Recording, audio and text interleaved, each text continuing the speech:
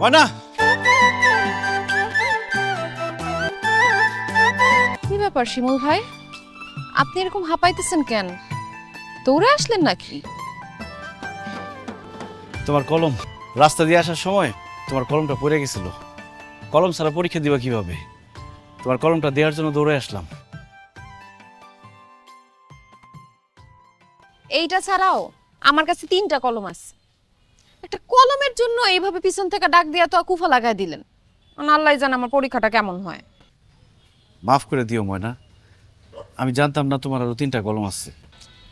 ধ্যাৎ, ময়না, আবার কি শিমুল ভাই? শুধু কলম দেওয়ার জন্য আসি নাই, আরেকটা কথা ছিল। কি বলবেন বলেন।